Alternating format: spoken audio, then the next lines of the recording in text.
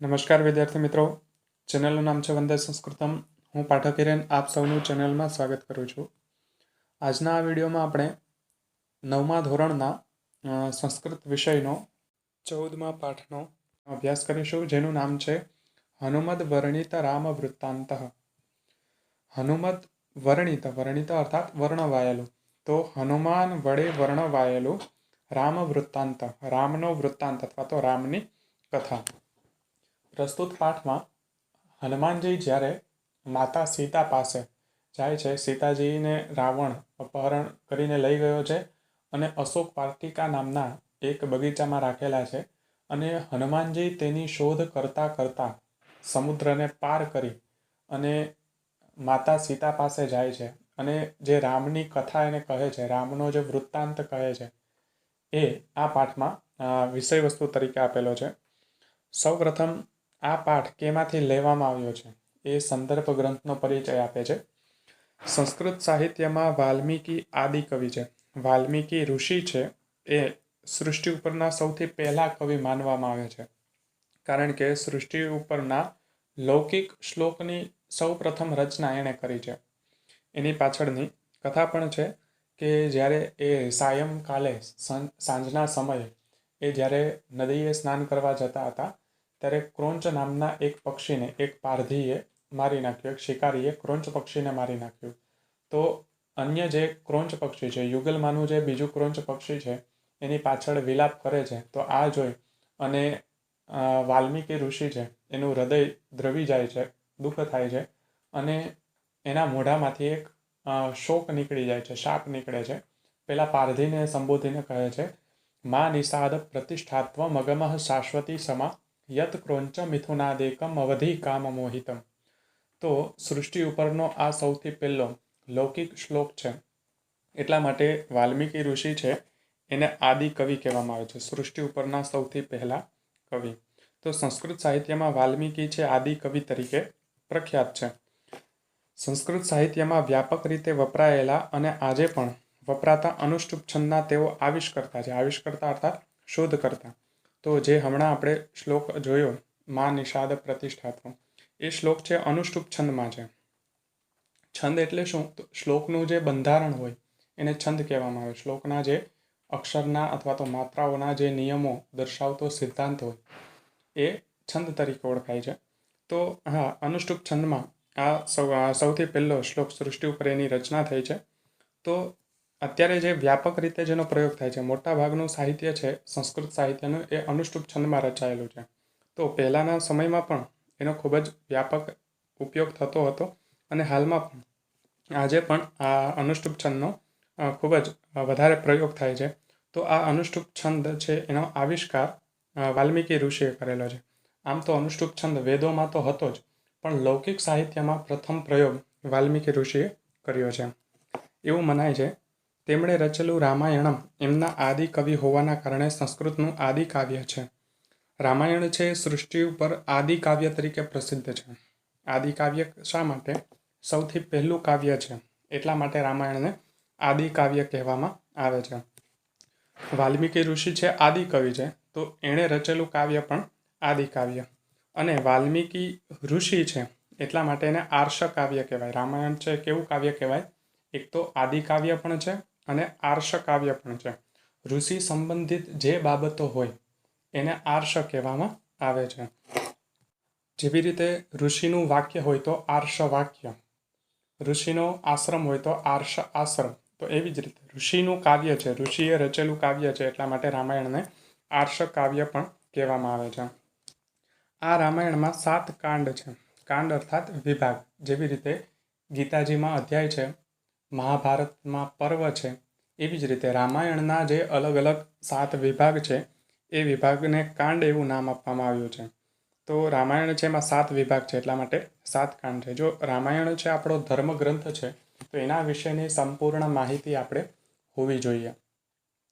આપણે ગીતાજીનું સંપૂર્ણ જ્ઞાન હોવું જોઈએ, મહાભારતનું જ્ઞાન હોવું જોઈએ, અને રામાયણનું જ્ઞાન પણ હોવું જોઈએ. આપણે ભારત દેશમાં રહીએ છીએ તો ભારતના હિન્દુના આ ધર્મગ્રંથો છે, તો વૈદિક જ્ઞાન અને આ જે ધર્મગ્રંથોનું જ્ઞાન છે એ પ્રાથમિક જ્ઞાન તો આપણે હોવું જ જોઈએ. તો ખાસ કરીને ઘણી વખત કોમ્પિટિટિવ એક્ઝામમાં પણ પૂછાતા હોય છે આવા પ્રશ્નો. તો રામાયણ છે એમાં 7 વિભાગ આવેલા છે જે કાંડ તરીકે ઓળખાય છે. તો 7 કાંડ છે. એમાંનો પહેલો કાંડ છે એ આદિકાંડ છે. સૌથી પહેલો જે વિભાગ છે એ વિભાગનું નામ છે આદિકાંડ. અને જે છેલ્લો કાંડ છે એ ઉત્તરકાંડના નામે પ્રખ્યાત છે.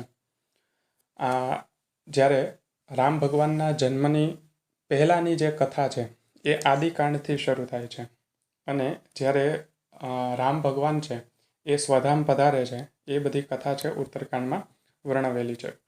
કુલ મળીને રામાયણમાં અંદાજે 24,000 શ્લોક છે.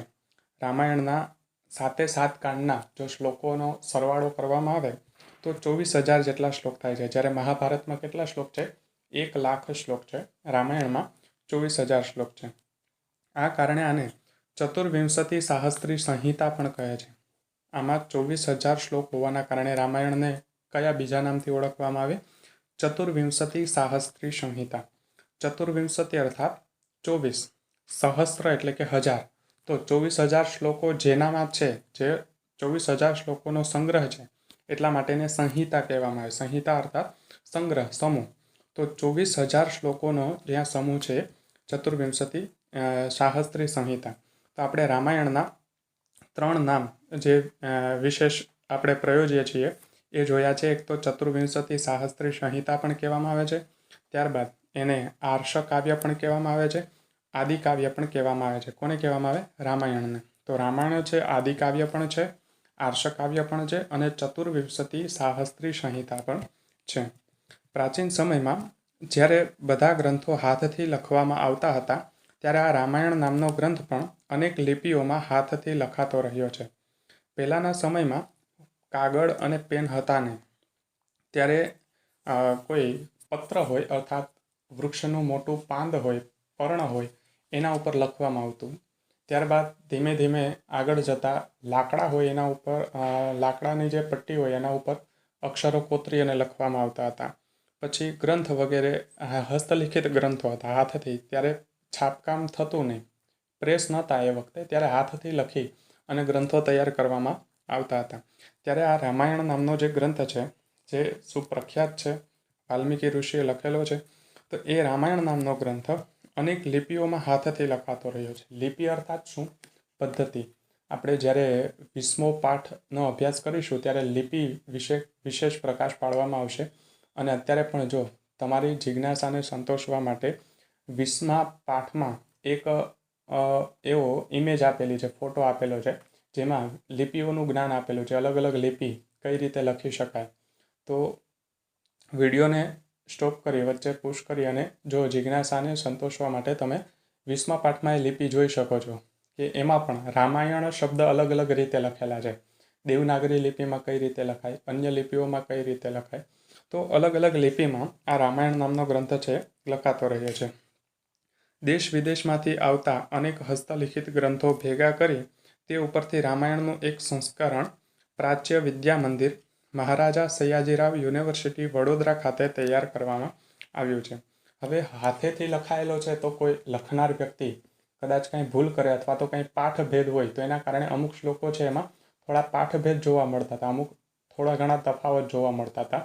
તો હસ્તલિખિત જેટલા પણ ગ્રંથ પ્રાપ્ત થયા એ બધા ગ્રંથોમાંથી જે સામાન્ય હતું એ બધાનું અવલોકન કરી અને એમાં જે સામાન્ય હતું એ સામાન્ય બાબતોને અલગ તારવી અને પ્રાચ્ય વિદ્યા મંદિર કે જે મહારાજા સયાજીરાવ ગાયકવાડ યુનિવર્સિટી છે વડોદરામાં આવેલી છે, ત્યાં એક સંસ્કરણ તૈયાર કરવામાં આવ્યું, અર્થાત એક રામાયણ ગ્રંથ તૈયાર કરવામાં આવ્યો છે. જો કોઈએ રામાયણ ઉપર કંઈ રિસર્ચ કરવું હોય, કંઈ સંશોધન કરવું હોય તો એના માટે આ મહારાજા સયાજીરાવ ગાયકવાડ યુનિવર્સિટીએ જે રામાયણ પ્રસ્તુત કરેલું છે એને માન્ય રાખવામાં આવ્યા છે. તો રામાયણના સુંદરકાંડમાંથી પ્રસ્તુત પદ્યો લેવામાં આવેલા છે. રામાયણનો જે સુંદરકાંડ છે, સુંદરકાંડમાં શેની કથા છે કે હનુમાનજી છે એ 100 યોજન વિસ્તાર પામેલા સમુદ્રને ઓળંગી અને લંકામાં જાય છે. ત્યાં લંકામાં પરાક્રમ કરે છે, માતા સીતાને મળે છે, લંકાનું દહન કરે છે. આ બધી ઘટનાઓ છે સુંદરકાંડમાં વર્ણવાયેલી છે. તો એ સુંદરકાંડમાંથી આ અહીં આપેલા પદ્યો એટલે કે શ્લોકો છે લેવામાં આવ્યા છે. હનુમાન લંકામાં જઈ અશોક વાટિકાની મુલાકાત કરે છે. હનુમાનજી છે લંકામાં જાય છે અને ત્યાં અશોક વાટિકા નામનો એક બગીચો હોય છે. ત્યાં સીતાજીને બંદી બનાવીને રાખેલા હોય છે રાવણે. તો સીતાજીની શોધ કરતાં કરતાં હનુમાનજી છે એ પહેલાં તો લંકામાં ફરે છે, સીતાજીને મહેલોમાં ગોતે છે. ત્યારબાદ વિભીષણ કે જે રાવણનો ભાઈ હતો એણે નિર્દેશ કરેલો કે સીતાજી અશોક વાટિકામાં છે. ત્યારે હનુમાનજી અશોક વાટિકામાં પહોંચે છે અને સીતાજી છે એને મળે છે. શરૂઆતમાં સૂક્ષ્મ સ્વરૂપે મળે છે.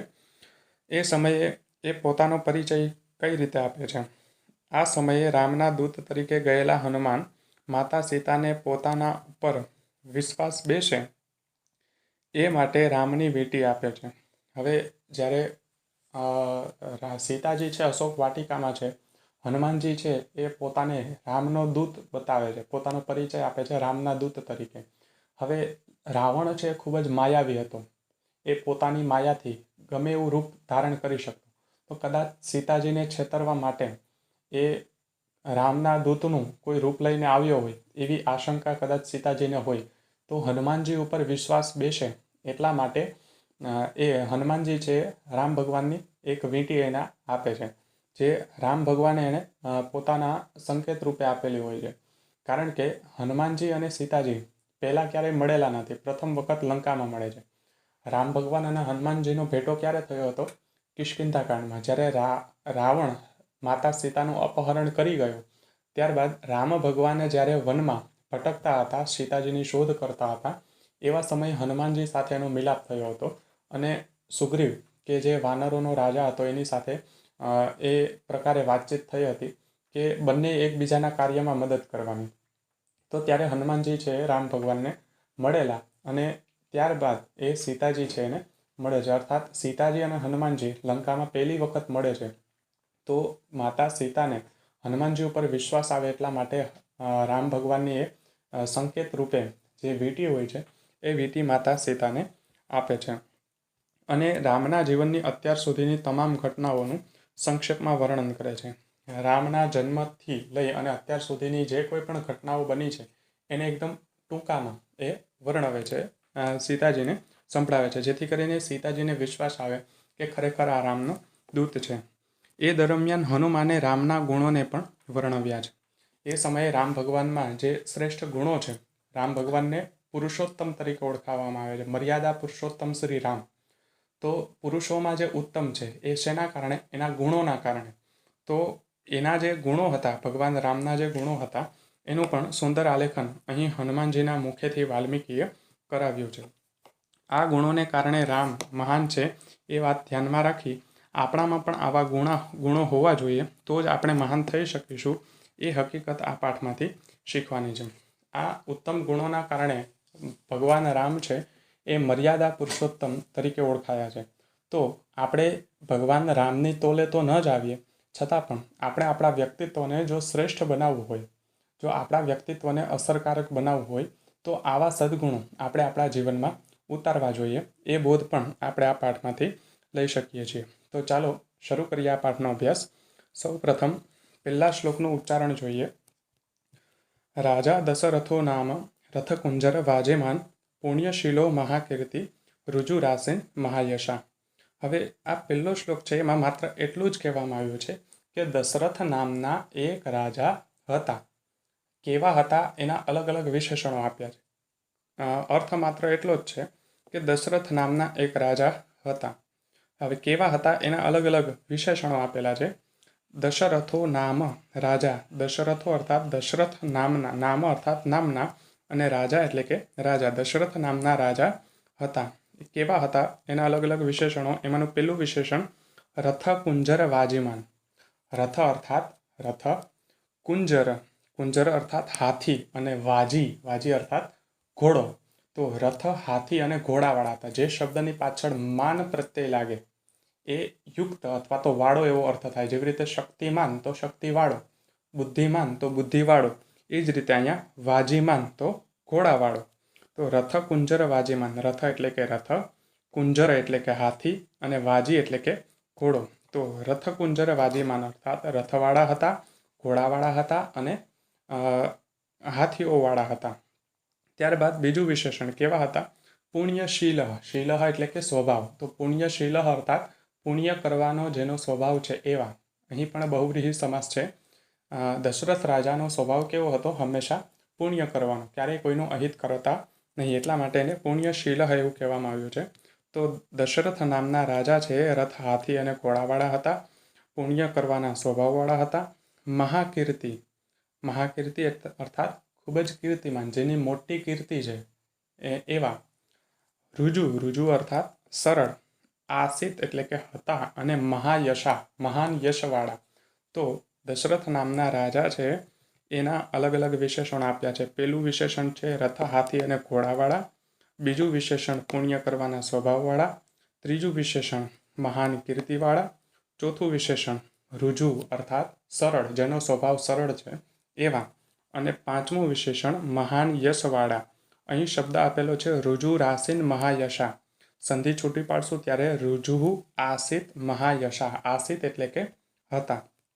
તો દશરથ રાજાના 5 વિશેષણો આપ્યા છે અને કહ્યું છે કે આવા દશરથ રાજા હતા. પહેલા શ્લોકનો સંપૂર્ણ અર્થ જોઈએ તો દશરથ નામના રાજા રથ, હાથી અને ઘોડાવાળા, પુણ્ય કરવાના સ્વભાવવાળા, મહાન કીર્તિવાળા, સરળ અને ખૂબ જ યશસ્વી હતા. હવે આગળ રામનો પરિચય આપે છે કે દશરથ રાજાને ત્યાં રામ નામનો એક મોટો પુત્ર હતો અને એના પણ અલગ અલગ વિશેષણો આપેલા છે. તસ્ય, તસ્ય અર્થાત તેનો, તેનો એવો સર્વનામ શબ્દ વાપરેલો છે. આગળના શ્લોકમાં જ્યારે દશરથ રાજાની વાત કરી છે તો અહીં તેનો અર્થાત તે દશરથ રાજાનો પુત્ર એટલે કે દીકરો, પુત્ર. કોણ હતો, કેવો હતો એનું વર્ણન કર્યું છે. એક તો પ્રિય અર્થાત એને ખૂબ જ પ્રિય હતો. દશરથ રાજાને એનો રામ નામનો પુત્ર છે ખૂબ જ પ્રિય હતો. આપણે રામાયણની કથા જાણીએ છીએ કે રામના વિયોગના કારણે દશરથ રાજાનું મૃત્યુ થયું. તો વિચારો કે એનો પુત્ર એને કેટલો પ્રિય હશે કે જેના વિયોગમાં એના પ્રાણ નીકળી ગયા. તો ખૂબ જ પ્રિય હતો. ત્યારબાદ જ્યેષ્ઠ, જ્યેષ્ઠ અર્થાત મોટો. તો તેનો પ્રિય એવો મોટો પુત્ર, એનું શું નામ હતું? રામો નામ, રામ નામનો, રામ નામનો તેનો મોટો પ્રિય પુત્ર એ કેવો હતો? તારાધીપ નિભાનનઃ. તારાધીપ, તારા અર્થાત જે આકાશમાં આપણે જોઈ શકીએ તારા, એનો અધીપ, અધીપ અર્થાત સ્વામી. તો તારાઓનો સ્વામી કોણ? ચંદ્ર. અને નિભ એટલે કે સમાન, અને આનન એટલે કે મુખ. તો ચંદ્ર સમાન મુખવાળો. તારાધીપ અર્થાત ચંદ્ર. ખાસ કરીને મહત્વપૂર્ણ શબ્દ છે, શબ્દાર્થમાં પૂછી શકાય છે આ શબ્દ. તારાધીપ શબ્દનો અર્થ શું થાય? ચંદ્ર. નિભ આનન, નિભ અર્થાત સમાન અને આનન અર્થાત મુખવાળો. તો ચંદ્ર સમાન મુખવાળો રાજા રામનો જે ચહેરો છે, એનું જે મુખ છે એ કેવું છે? ચંદ્ર સમાન છે. ચંદ્ર જે રીતે સુંદર છે, જે રીતે શીતળ છે અને પ્રકાશિત છે, એ રીતે રામનો ચહેરો છે એટલો શોભાવાળો હતો. એટલા માટે એને ચંદ્રની ઉપમા આપેલી છે. તો તેનો રામ નામનો પ્રિય એવો મોટો પુત્ર કે જે ચંદ્ર સમાન મુખવાળો, વિશેષજ્ઞ, વિશેષ જ્ઞાની, વિશેષ જાણનાર. જ્ઞ અર્થાત જાણનાર અથવા તો જ્ઞાની. શ્રેષ્ઠ, શ્રેષ્ઠ અર્થાત ઉત્તમ. શેમાં ઉત્તમ?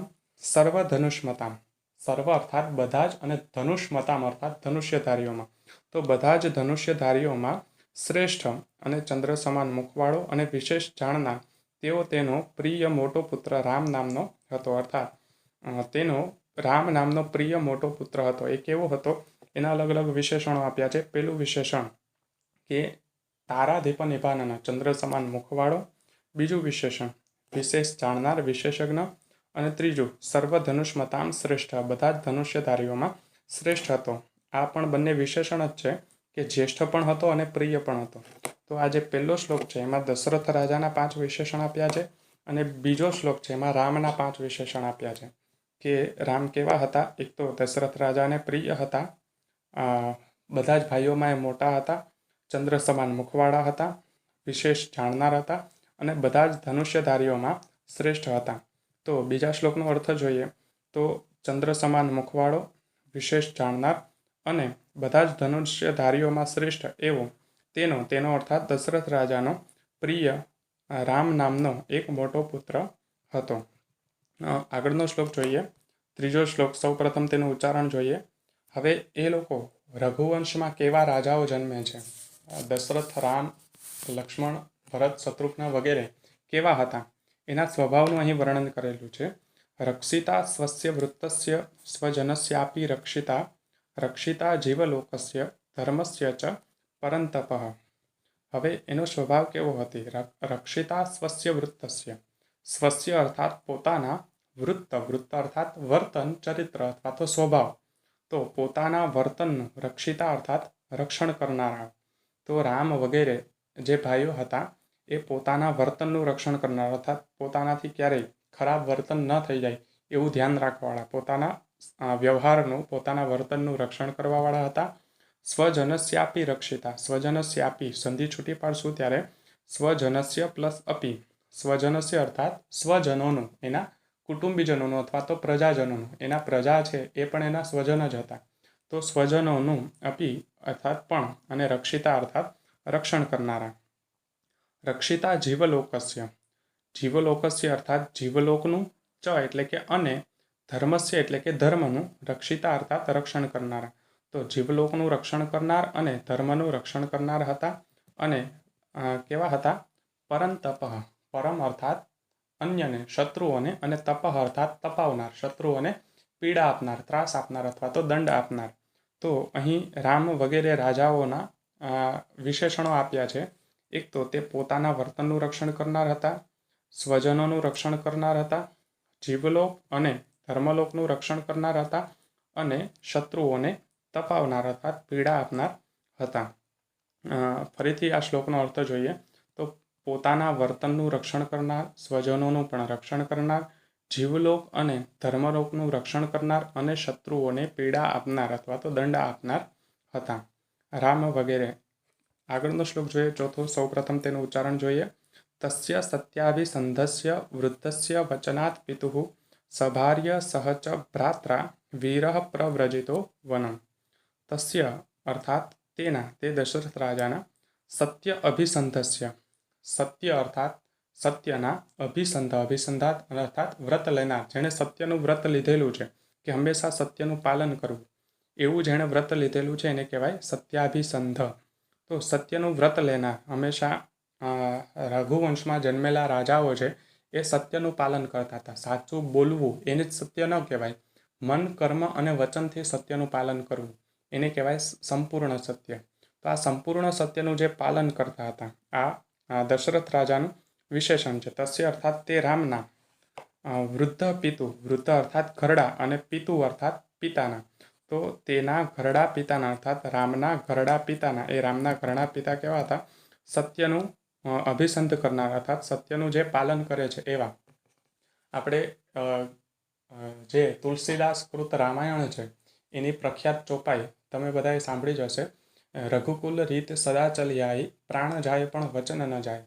તો આ સત્યનું પાલન છે. એને પ્રાણ ભલે ચાલ્યા જાય પણ એ ક્યારેય ખરાબ કામ ન કરે, ખોટું ન કરે, પોતાના વચનને ક્યારેય તોડે નહીં. તો પોતાના વચન ખાતર પોતાના પ્રિય પુત્રને પણ દશરથ રાજાએ વનમાં મોકલી દીધા હતા. તો આ રીતે જે સત્યના વ્રતને ધારણ કરેલા છે એવા. વૃદ્ધસ્ય અર્થાત ઘરડા, પિતુઃ અર્થાત પિતાના, વચનાત એટલે કે વચનથી અથવા તો કહેવાથી. તો તે રામના ઘરડા પિતાના કહેવાથી. એના ઘરડા પિતા પણ કેવા હતા? સત્યના વ્રત ધારણ કરનાર, જેણે સત્યનું વ્રત ધારણ કરેલું છે એવા ઘરડા પિતાના કહેવાથી. વીરઃ અર્થાત વીર રામ, રામનું વિશેષણ છે. કેવા રામ? તો કે વીર રામ. વનમ પ્રવ્રજિત, વનમ અર્થાત વનમાં, અને પ્રવ્રજિત અર્થાત ગયા. કોની સાથે? સભાર્ય ભ્રાત્રા ચ સહ. ભાર્ય અર્થાત પત્ની, તો સભાર્ય અર્થાત પત્નીની સાથે, ચ એટલે કે અને, ભ્રાત્રા એટલે કે ભાઈ લક્ષ્મણની, સહ અર્થાત સાથે. તે વીર વનમ પ્રવ્રજિત, વનમાં ગયા. કોના કહેવાથી? વૃદ્ધસ્ય પિતુઃ વચનાત, ઘરડા પિતાના કહેવાથી. ઘરડા પિતા કોણ? દશરથ રાજા. એ દશરથ રાજા કેવા હતા? સત્યના વ્રતનું પાલન કરનાર હતા. ફરીથી શ્લોકના દરેક શબ્દનો અર્થ જોઈએ. તસ્ય અર્થાત તેના, સત્યાભિસંધસ્ય, સત્યના વ્રતને ધારણ કરનાર, સત્યનું પાલન કરનાર એવા. વૃદ્ધસ્ય અર્થાત ઘરડા, પિતુઃ અર્થાત પિતાના, વચનાત એટલે કે વચનથી, વીરઃ એટલે કે વીર રામ, સભાર્ય એટલે કે પત્નીની સાથે, ચ એટલે કે અને, ભ્રાત્રા સહ એટલે કે ભાઈની સાથે, વનમ એટલે કે વનમાં અને પ્રવ્રજિત અર્થાત ગયા. આ શ્લોકના બે મહત્વપૂર્ણ એવા પ્રશ્નો. પેલો પ્રશ્ન કે રામ ભગવાન કોની સાથે વનમાં ગયા? ત્યારે પત્ની અને ભાઈની સાથે. પત્ની કોણ? સીતા. અને ભાઈ કોણ? લક્ષ્મણ. અને કોના કહેવાથી ગયા? તો કે એના ઘરડા પિતાના કહેવાથી ભગવાન રામ છે વનમાં ગયા. આપણે કથાને જાણીએ છીએ કે જ્યારે માતા કૈકેયીએ એની પાસે દશરથ રાજા પાસે વચન માગેલું કે રામ ભગવાનને 14 વર્ષનો વનવાસ અને ભરતને રાજગાદી સોંપવામાં આવે. એ કથા આપણા વિદિત છે કે જ્યારે પહેલાંના સમયમાં એક વખત યુદ્ધ થયેલું ત્યારે દશરથ રાજાના સારથી તરીકે માતા કૈકેયી ગયેલા અને એના પ્રાણની એણે રક્ષા કરેલી. જ્યારે રથનું એક પૈડું નીકળી જવાનું હતું, એમાંથી ખીલી નીકળી ગઈ, ત્યારે ખીલીની જગ્યાએ માતા કૈકેયીએ પોતાની આંગળી ત્યાં રાખી અને દશરથ રાજાના પ્રાણ બચાવેલા. તો દશરથ રાજાએ વચન માગવા કહ્યું કે કોઈ પણ વચન તમે માગેલો. ત્યારે માતા કૈકેયીએ કહેલું કે જ્યારે યોગ્ય સમય આવશે ત્યારે હું આ વચન માગીશ. તો મંથરા નામની એક દાસીના કહેવાથી કૈકેયી માતાએ રાજા દશરથ પાસે વચન માગ્યું જ્યારે રામ ભગવાનનો રાજ્યાભિષેક થવાનો હતો ત્યારે કે રામ ભગવાનને 14 વર્ષનો વનવાસ આપવામાં આવે અને ભરતને, કે જે કૈકેયીનો પુત્ર હતો, તો ભરતને રાજગાદી સોંપવામાં આવે. તો દશરથ રાજાએ આ વચનનું પાલન કરવું રહ્યું, કારણ કે જેમ હમણાં વાત થઈ એમ પ્રાણ જાય પણ વચન ન જાય. તો પોતાના વચનના પાલનને ખાતર દશરથ રાજાએ રામને વનમાં જવા માટે કહ્યું. તો એની પત્ની અર્થાત સીતા પતિવ્રતા હતી. જ્યાં રામ ત્યાં જ સીતા શોભે. ભલે એને વનમાં સૂવું પડે, જે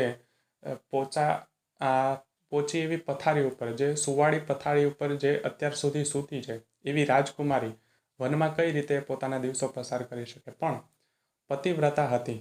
જ્યાં રામ શોભે ત્યાં જ સીતા શોભે. રામ ભગવાન જો ઘાસની પથારી ઉપર સૂતા હોય અને માતા સીતા જો સુવાળી પથારી ઉપર રાજમહેલમાં સૂવે તો એ યોગ્ય ન લાગે.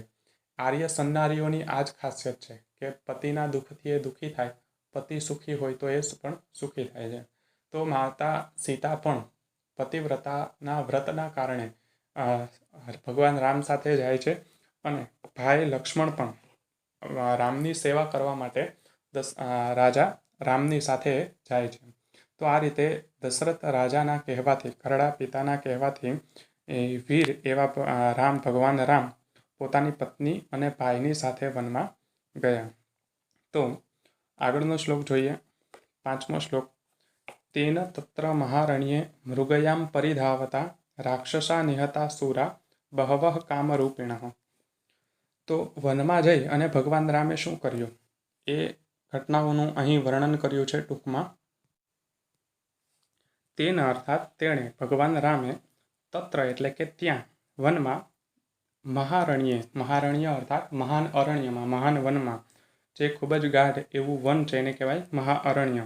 તો તેના અર્થાત તેણે, તે રામે, તત્ર મહારણ્યે, ત્યાં મહાન અરણ્યમાં અર્થાત વનમાં, મૃગયામ પરિધાવતા, મૃગયામ અર્થાત શિકારમાં, શિકાર કરતી વખતે, પરિધાવતા પાછળ દોડતા, જે શિકારની પાછળ દોડતા હતા એ સમયે, બહવઃ અર્થાત ઘણા બધા, રાક્ષસાહ અર્થાત રાક્ષસોને, અને નિહતા અર્થાત માર્યા. તો રામ ભગવાનના વનમાં જવાનું એકમાત્ર કારણ નહોતું કે માતા કૈકેયીને વચન આપેલું હતું એટલે ગયા, પણ રામ ભગવાન છે સ્વેચ્છાએ ગયા હતા કે જ્યાં વનમાં ઋષિ મુનિઓ તપ કરતા હતા તો એવા સમયે રાક્ષસો છે એને ખૂબ જ પરેશાન કરતા હતા, યજ્ઞને અશુદ્ધ બનાવતા હતા, અપવિત્ર કરતા હતા. તો એ રાક્ષસોને મારવા આવશ્યક હતા. અને જ્યારે ભગવાને આ પૃથ્વી ઉપર જન્મ લીધો છે એનું એકમાત્ર કારણ હોય છે કે અધર્મનો નાશ કરી અને ધર્મની સ્થાપના કરવી. ભગવાન કૃષ્ણએ ખુદ ગીતાજીમાં કીધું છે, યદા યદા હિ ધર્મસ્ય ગ્લાનિર્ભવતિ ભારત અભ્યુત્થાનમ ધર્મસ્ય તદાત્માનમ સૃજામ્યહમ. જ્યારે પણ અધર્મ વધતો જાય ત્યારે એ અવતાર લે છે ભગવાન અને અધર્મનો નાશ કરે છે, અધર્મીય લોકોનો એ નાશ કરે છે, વધ કરે છે. તો અહીં રાક્ષસો છે એ ઋષિઓને પરેશાન કરતા હતા, એટલા માટે એ વનમાં ગયા અને ત્યાં જે રાક્ષસો છે એને ઘણા બધા રાક્ષસોને માર્યા. એ રાક્ષસો કેવા હતા એના 2 વિશેષણ આપ્યા છે. શૂરાહા એટલે કે શૂરવીર, અને કામરૂપિણ. કામરૂપિણ અર્થાત ઈચ્છારૂપી એ પોતાની કામના અનુસાર રૂપ ધારણ કરી શકે એને કહેવાય કામરૂપી. ઈચ્છાધારી એ ઈચ્છા કરે તો સર્પનું રૂપ લઈ શકે, એ ઈચ્છા કરે તો કોઈ પશુનું રૂપ લઈ શકે, એ ઈચ્છા કરે એવું રૂપ લઈ શકે એને કહેવાય કામરૂપી અર્થાત માયાવી. તો ભગવાન રામે તેણે ત્યાં મહાન વનમાં શિકારની પાછળ દોડતા ઘણા બધા શૂરવીર અને માયાવી રાક્ષસોને હણ્યા અથવા માર્યા. છઠ્ઠો શ્લોક જોઈએ. સૌપ્રથમ ઉચ્ચારણ જોઈએ. જનસ્થાનમ વધમ શ્રુત્વા નિહતૌ ખરદૂષણો તતસ્ત્વમર્ષાપહૃતા જાનકી રાવણેન તું. હવે ત્યાં રાક્ષસોને માર્યા પછી શું થયું? જનસ્થાન વધમ શ્રુત્વા. જનસ્થાન અર્થાત જનસ્થાનમાં વધમ એટલે કે વધ થયેલો એવું શ્રુત્વા એટલે કે સાંભળીને. જો જનસ્થાનમાં જે કોઈ પણ ભક્તોનો ઋષિ મુનિઓનો વધ થયો છે એવું જ્યારે ભગવાન રામે સાંભળ્યું તો આ સાંભળીને શ્રુત્વા એ સંબંધક કૃદન છે. નિહતૌ એટલે કે માર્યા. કોને માર્યા? ખરદૂષણો. ખર અને દૂષણ નામના બે રાક્ષસો હતા. તો ખર અને દૂષણને માર્યા. કોના પછી માર્યા? જનસ્થાનમાં થયેલો વધ સાંભળીને. અર્થાત જનસ્થાનમાં વધ થયેલો છે આવા જ્યારે ભગવાન રામને સમાચાર મળ્યા ત્યાર પછી તેણે ખર અને દૂષણ નામના આ બે રાક્ષસોને નિહતો અર્થાત માર્યા, હણ્યા. તતઃ અર્થાત ત્યાર પછી. જ્યારે ખર અને દૂષણને માર્યા ત્યાર પછી શું થયું? રાવણેન જાનકી અપહૃતા. રાવણેન અર્થાત રાવણે, જાનકી અર્થાત જનકની પુત્રી સીતા. સીતાનું નામ છે જાનકી. જનકની પુત્રી છે એટલા માટે એને જાનકી કહેવામાં આવે છે. રાજા જનકના દીકરી હતા માતા સીતા એટલા માટે એને જાનકી કહેવામાં આવે છે. તતઃ અર્થાત ત્યાર પછી. રાવણેન અર્થાત રાવણે જાનકી અપહૃતા. જાનકીનું અપહરણ કર્યું. શેના કારણે? અમર્ષા. અમર્ષા અર્થાત ગુસ્સા અથવા તો ઈર્ષાથી. તો ખર અને દૂષણ રાવણના સેવક હતા, એના અનુચરો હતા, એની હત્યા કરી લીધી એટલા માટે રાવણે અમર્ષાથી જાનકીનું અપહરણ કર્યું. અહીં તતસ્ત્વમર્ષાપહૃતા એવો શબ્દ આપેલો છે. જ્યારે સંધિ છૂટી પાડશું ત્યારે તતઃ અમર્ષા અપહૃતા. ત્યાર પછી ક્રોધથી અપહરણ કર્યું. કોણે? રાવણે. કોનું અપહરણ કર્યું? જાનકીનું. કેના પછી? ખર અને દૂષણની જ્યારે હત્યા કરી ત્યાર પછી. તો ખર અને દૂષણની હત્યા ક્યારે કરી હતી? જનસ્થાનમાં થયેલો વધ સાંભળીને ભગવાન રામે ખર અને દૂષણની હત્યા કરી અને ત્યાર પછી રાવણે ગુસ્સાથી માતા સીતાનું અપહરણ કર્યું. અર્થાત રામ ભગવાન પ્રત્યે એનું વેર બંધાણું અને સીતાજીનું અપહરણ કર્યું. સીતાજીનું અપહરણ એણે કઈ રીતે કર્યું હતું એ અહીં 7મા શ્લોકની પહેલી પંક્તિમાં દર્શાવ્યું છે. કઈ રીતે કર્યું? વંચયિત્વા વને રામમ મૃગરૂપેણ માયયા. વંચયિત્વા અર્થાત છેતરીને. કોને છેતરીને? રામમ એટલે કે રામને. રામને છેતરીને. ક્યાં છેતરીને? વને એટલે કે વનમાં. તો વનમાં રામને છેતરીને. શેના વડે છેતરીને? મૃગરૂપેણ માયયા. મૃગ અર્થાત હરણ. મૃગરૂપેણ અર્થાત હરણરૂપી અને માયયા અર્થાત માયા વડે. તો હરણરૂપી માયા વડે વનમાં રામને છેતરીને રાવણે ગુસ્સાના કારણે જાનકીનું અપહરણ કર્યું. તો આપણે ખ્યાલ છે આ રામાયણની કથા કે જ્યારે મારીચ નામનો એક રાક્ષસ હતો એને રાવણે સોનાના હરણનો રૂપ લેવાનું કહ્યું.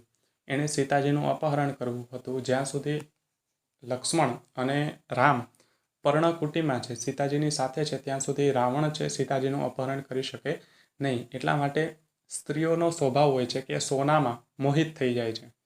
તો મારીચ નામનો જે રાક્ષસ હતો એને રાવણે સોનાના હરણનું રૂપ ધારણ કરવાનું કીધું. સીતાજીએ જ્યારે એને જોયું ત્યારે એના માટે એણે જીદ કરી કે આ સોનાનું હરણ મારે જોઈએ છે. તો રામ ભગવાન છે સોનાના હરણનો શિકાર કરવા માટે એની પાછળ જાય છે. તો જ્યારે હરણને મારે છે તો મારીચ છે પોતાના મૂળ રૂપમાં આવે છે અને હે રામ એવો શબ્દ કાઢે છે.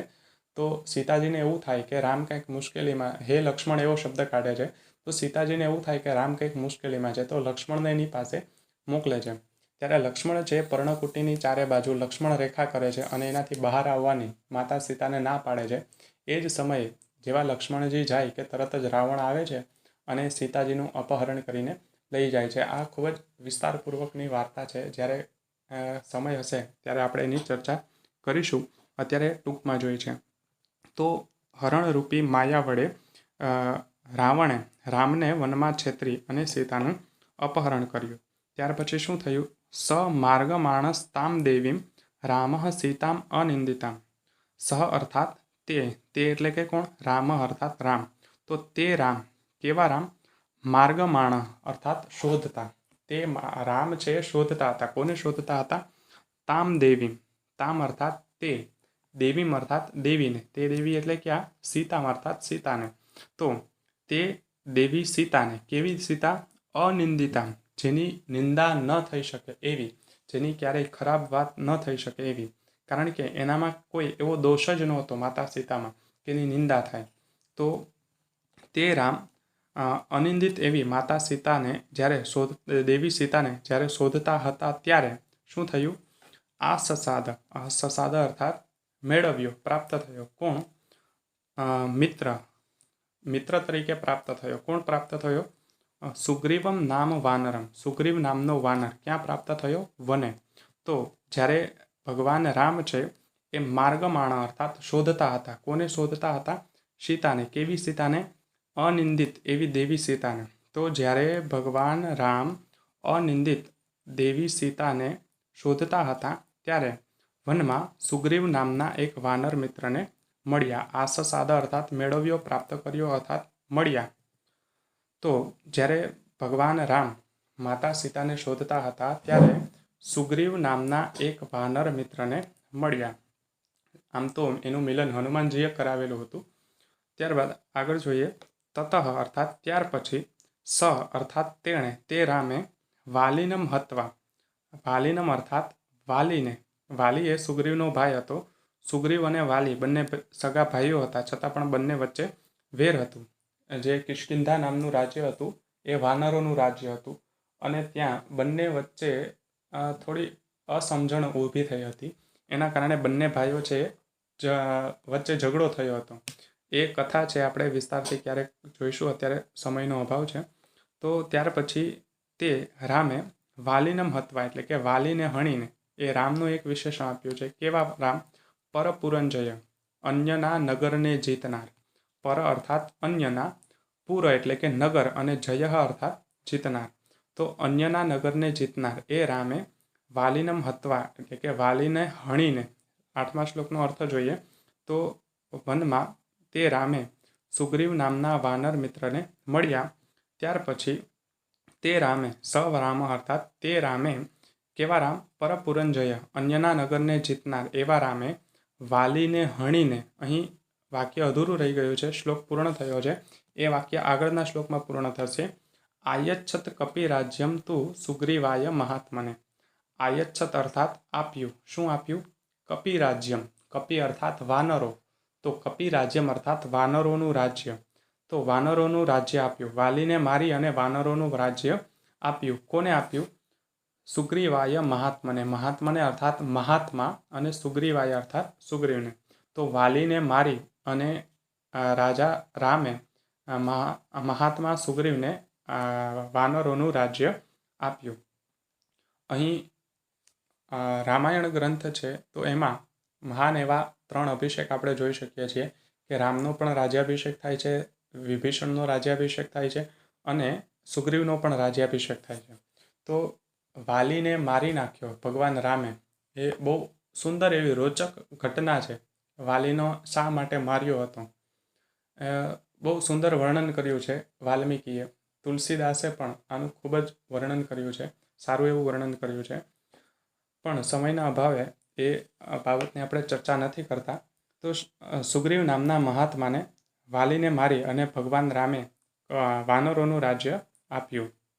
ત્યાર પછી શું થયું? બંને વચ્ચે એવા કરાર થયેલા કે રામે સુગ્રીવની મદદ કરવાની. સૌ પ્રથમ એને એની પત્ની સાથે મેળવી દેવાનો, વાલીને જગ્યાએ સુગ્રીવને સ્થાપિત કરવાનો, અને એના બદલામાં સુગ્રીવે શું કરવાનું હતું? રામ ભગવાનને સીતાજીની શોધ કરવામાં મદદ કરવાની હતી.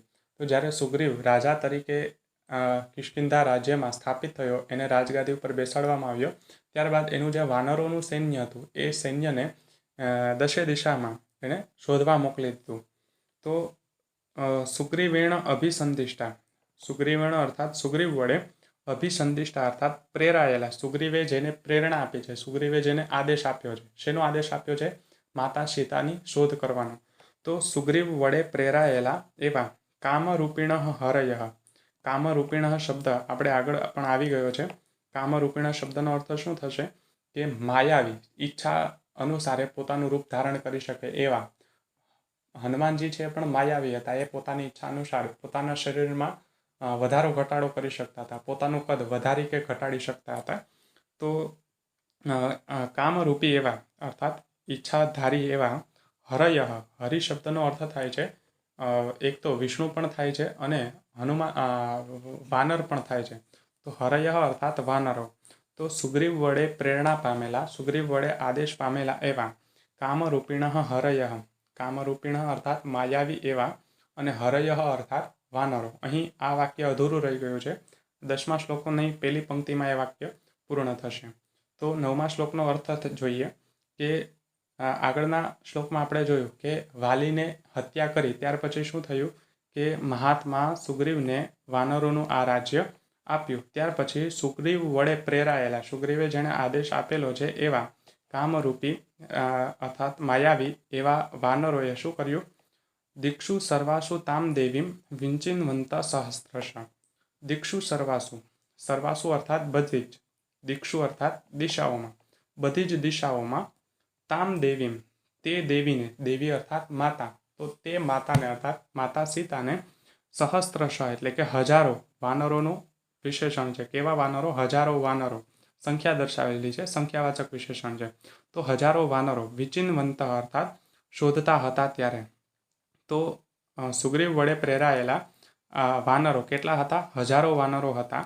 એ જ્યારે તામ દેવીમાં અર્થાત તે દેવીને, માતા સીતાને સર્વાસુ દીક્ષુ વિચિનવંત બધી જ દિશાઓમાં જ્યારે શોધતા હતા ત્યારે અહમ સંપાતિ વચનાત, અહમ અર્થાત હું, સંપાતિ વચનાત એટલે કે સંપાતિના કહેવાથી શતયોજનમ આયતમ, શતયોજનમ, શત અર્થાત 100 અને યોજન અર્થાત યોજન, પહેલાના સમયનું એક અંતરનું માપ હતું। અત્યારના સમયના અંતરને જે રીતે આપણે કિલોમીટરમાં માપીએ છીએ કે આ શહેરથી આ શહેરે છે 1 કિલોમીટર, આટલા કિલોમીટર થાય, તો એવી જ રીતે પહેલાના સમયમાં યોજનમાં અંતર માપવામાં આવતું એક પ્રકારનું પરિમાણ છે, પરિમાણ અર્થાત માપ છે। તો 100 યોજન સુધી વિસ્તરેલા, આયતમ અર્થાત વિસ્તરેલા। તો અહીં સંધિ છૂટી પાડીએ, સંપાતિ વચનાત શત યોજનમ આયતમ, ત્યારે સંધિ છૂટી પડશે સંપાતિ વચનાત શત યોજનમ આયતમ। તો સંપાતિના કહેવાથી, સંપાતિ એક શ્રેષ્ઠ પાત્ર છે રામાયણનું, કે એક ગીધ હતો, એની ચર્ચા પણ આપણે આગળ જ્યારે રામાયણ ઉપર વિડીયો બનાવીશું ત્યારે કરશું। તો સંપાતિના કહેવાથી શતયોજનમ આયતમ, 100 યોજન સુધી વિસ્તાર પામેલા, ફેલાયેલા, આયતમ અર્થાત ફેલાયેલા અથવા તો વિસ્તાર પામેલા। આ સમુદ્રનું વિશેષણ છે। સમુદ્ર કેવો છે? 100 યોજન સુધી ફેલાયો છે, અર્થાત સમુદ્રનું માપ દર્શાવે છે। આપણે સમુદ્રને ક્યારેય માપવાનો પ્રયાસ નથી કર્યો, પણ અહીં વાલ્મીકી ઋષિ એણે એનો વિસ્તાર બતાવ્યો છે કે લંકાની આગળ આવેલો જે આ સમુદ્ર છે એ કેવડો હતો? 100 યોજન સુધી વિસ્તરેલો હતો। તો હું સંપાતિના કહેવાથી, અહમ એટલે કે હું, અહીં આ ઘટના બધી કોણ વર્ણવે છે? હનુમાનજી વર્ણવે છે। તો હું એટલે કે હું હનુમાન, સંપાતિના કહેવાથી 100 યોજન સુધી વિસ્તરેલા સમુદ્રમ એટલે કે સમુદ્રને પ્લુતઃ અર્થાત પાર કર્યો અથવા તો ઓળંગ્યો। તો મેં હનુમાને સંપાતિના કહેવાથી, સંપાતિએ હનુમાનજીને કીધું હતું, વાનરોને કીધું હતું કે રાવણ છે સીતાજીનું અપહરણ કરી અને લંકામાં લઈ ગયો છે। તો સંપાતિના કહેવાથી અર્થાત સંપાતિએ તમારા સમાચાર આપ્યા કે રાવણ સીતાજીને લઈ ગયો છે, તો એના કહેવાથી 100 યોજન સુધી વિસ્તરેલા આ સમુદ્રને મેં પાર કર્યો। અહીં પોતાના માટે એક વિશેષણ વાપરે છે હનુમાનજી। કેવા છે હનુમાનજી? વેગવાન, ગતિમાન, જેની ઉડવાની ગતિ ખૂબ જ અતિશય છે, ખૂબ વધારે પડતી ગતિ છે। એના ગતિ વિશેના ઘણી બધી એવા પુરાવાઓ પણ છે કે માત્ર એક જ રાતમાં એ લંકામાંથી ઉડી અને ભારતના છેક ઉત્તર ભાગમાં જ્યાં હિમાલય આવેલો છે ત્યાં ગયા હતા, અને ત્યાંથી પણ પાછા ઉડી આખો પર્વત લઈ અને પાછા લંકા સુધી આવી ગયા છે। તો વિચારો કે એની કેટલી ગતિ હશે એક જ રાત્રિમાં। એમાં પણ એક રાત્રિમાં તો પૂરો સમય પણ નહોતો મળ્યો, માત્ર આપણે જોઈએ તો 3 અથવા તો 4 કલાકનો જ સમય એને મળ્યો હતો કે એમાં એ લંકામાંથી એટલે કે ભારતની દક્ષિણ દિશામાં લંકા આવેલી છે, તો તો દક્ષિણ દિશામાંથી ભારતની દક્ષિણ દિશામાંથી ઉડી અને છેક ભારતની ઉત્તર દિશામાં ગયા. હિમાલય છે ભારતની ઉત્તર દિશામાં છે, તો લંકામાંથી ઉડીને હિમાલય ગયા, અર્થાત ભારતના દક્ષિણ ભાગમાંથી ઉડી અને છેક ઉત્તર ભાગમાં ગયા અને ત્યાંથી પર્વતને ઉપાડી અને ફરી પાછા એક જ રાત્રિની અંદર એ લંકા સુધી આવ્યા. જ્યારે લક્ષ્મણ મૂર્છિત થઈ ગયા હતા, એને રાવણના પુત્રનું બાણ વાગેલું હતું, ત્યારે ત્યાં સંજીવની બુટ્ટી લેવા એ ગયા હતા, ઔષધિ લેવા ગયા હતા. એમાં પણ એનો વચ્ચે ભરતે એનો સમય બગાડેલો હતો તીર મારીને. વચ્ચે કોઈ કાલનેમી નામનો રાક્ષસ એને મળ્યો હતો. તો આટલો સમય બગડ્યો છતાં પણ આ હનુમાનજી છે એ આટલી ગતિથી ઉડેલા હતા. એટલા માટે અહીં શબ્દ વાપર્યો છે ગતિમાન. તો હું ગતિમાન એવા હનુમાને સમુદ્રને પાર કર્યો. કોના માટે? તસ્યાહ હેતો વિશાલાક્ષ્યા. વિશાલાક્ષ્યા અહીં માતા સીતાનું એક વિશેષણ આપ્યું છે. કેવા છે માતા સીતા? વિશાલ અક્ષી. જે અક્ષી અર્થાત આંખ, જેની આંખ છે કેવી છે? વિશાલ અર્થાત વિશાળ છે. તો જે સ્ત્રીઓની આંખ પ્રમાણમાં થોડી મોટી હોય એને સુંદરી કહેવામાં આવે છે. જેની આંખ પ્રમાણમાં મોટી છે એવી સ્ત્રીઓની ગણતરી સુંદર સ્ત્રીઓમાં થતી હોય છે. તો વિશાળ આંખવાળી અર્થાત જેની આંખ વિશાળ છે એવી સીતાના તસ્યા હેતુ અર્થાત તેના માટે, તો માતા સીતા માટે મેં હનુમાને સંપાતિના કહેવાથી 100 યોજન સુધી વિસ્તરેલા આ સમુદ્રને મેં ગતિમાને પ્લુતઃ અર્થાત પાર કર્યો, પસાર કર્યો. વીરરામેવ મુક્ત્વા સ વાચમ વાનર પુંગવ. વીરરામ અર્થાત વિરામ પામ્યા. કોણ?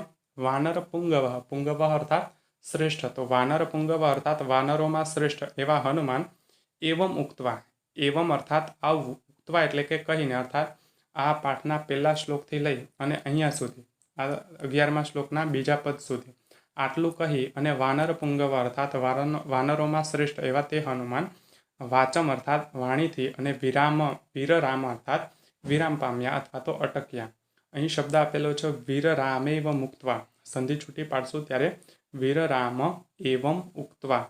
એવમ અર્થાત આવું, ઉક્તવા એટલે કે કહીને, વાનર પુંગવ અર્થાત વાનરોમાં શ્રેષ્ઠ એવા હનુમાન વાચમ એટલે કે વાણીથી અને વીરરામ અર્થાત અટક્યા.